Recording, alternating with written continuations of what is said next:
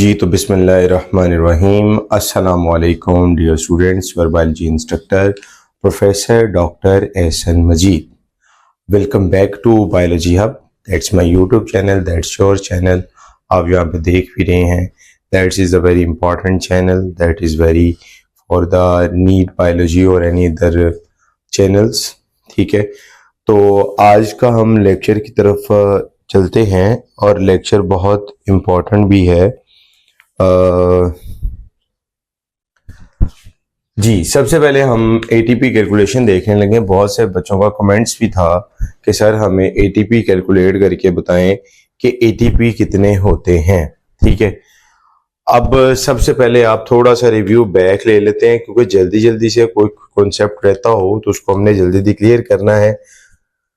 Glycolysis के अंदर जो एटीपी यूज होते हैं वो कितने थे? वो 2 यूज हो गए थे और फॉर्मेशन में हमने कह दिया था कि कितने एटीपी थे, 4 थे। अगर मैं अब आपसे क्वेश्चन ये करता हूं, हाउ मेनी नेट एटीपी, जो नेट एटीपी कितने होंगे? तो फॉर्मेशन माइनस यूज्ड, तो ये हो जाएंगे 2 एटीपी। ठीक है, यानी नेट एटीपी कितने हैं? 2 हैं।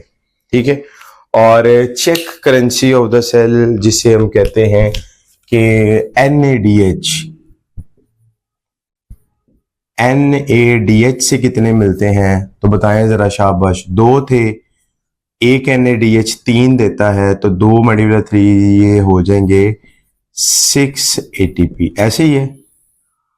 अगर आपसे टोटल पूछा जाए कि टोटल एटीपी कितने बने हैं, 6 और 4 10, उसको बताना आपने यही है। इस प्रोसेस के दौरान आपके पास जो बने हैं वो 10 एटीपी हैं।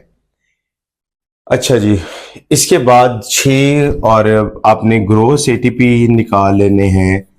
तो total ATP during glycolysis, check currency वाले और ये 6 और ये कुल मिलाकर कितने हो जाएंगे? 8 एटीपी, 8 एटीपी हो जाएंगे।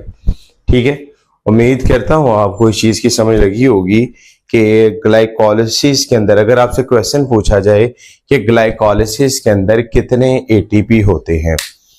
अब ग्लाइकोलाइसिस की बात की जाए तो ग्लाइकोलाइसिस में आप देखें, यहां पर आपको नजर आ रहा है 2 मल्टीप्लाई बाय 3 6 एटीपी और ग्रोस एटीपी आपके पास 8 बन रहे हैं। अब उसके बाद अगले देखते हैं ऑक्सीडेशन ऑफ पायरुवेट के अंदर कितने थे। तो ऑक्सीडेशन ऑफ पायरुवेट के अंदर भी हमारे पास 2 NADH 2 मल्टीप्लाई बाय 3 और ये कितना हो जाएगा? That one is 6 ATP. ठीक है, समझ आएगी। उसके बाद क्रेब्स साइकिल की बात करें तो क्रेब्स साइकिल के अंदर बारी बारी इसमें से देखते हैं। NADH कितने होते हैं? 3 NADH, 1 FADH और एक ही वो GDP का मॉलिक्यूल के फॉर्मेशन में जो सक्सीनेट के बनने के वक्त GTP जो फॉर्मेशन होती है उस वक्त 1 ATP 1 ATP लिख लेते हैं उस वक्त जो जनरेट होता है। ठीक है, अब इसमें देखते हैं। सो 3 मल्टीप्लाई बाय 3 ATP 1 1 FADH 2 देता है, तो 2 ATP और इसको आपने 1 multiply by 1 ATP। Total ATP कितने हो गए? 9, 2 11 और 1 12। ये कब होते हैं? जब एक दफा साइकिल चलती है, 1 टाइम जब साइकिल चलेगी तो उस वक्त। अगर 2 दफा चलेगी तो ये 12 जमा 12 कितने हो गए हैं? 24। अब टोटल कैलकुलेशन करें जरा। 24 6 8, तो ये 38 एटीपी। अब बच्चा क्वेश्चन करता है कि सर 36 है। भाई 36 ही है, लेकिन हम यहाँ पे कह रहे हैं कि 38 एटीपी इस वजह से है क्योंकि 2 एटीपी यूज हो रहे हैं। समझ आ रही है कि 2 एटीपी ड्यूरिंग एक्टिव ट्रांसपोर्ट जब ऑक्सीडेशन पायरुवेट होती है उस वक्त यूज हो जाते हैं एनर्जी की फॉर्म में, उनको एनर्जी की जरूरत होती है, उस वक्त यूज हो जाते हैं, तो इसलिए उसको हम क्या कहते हैं, दैट इज अ 38 एटीपी कहते हैं। और वो एक साइकिल है, 2 तरह के साइकिल होते हैं, नीट की बुक में लिखे गए हैं, जिसमें ग्लाइकोलिसिस के बाद जाती भी है।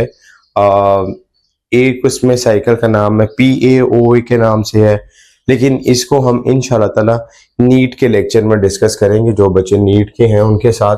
तो आज के लेक्चर में बहरहाल हमने सिंपल एटीपी कैलकुलेशन रिगार्डिंग एक एनर्जी बजट रखा है, और इस एनर्जी बजट को मैंने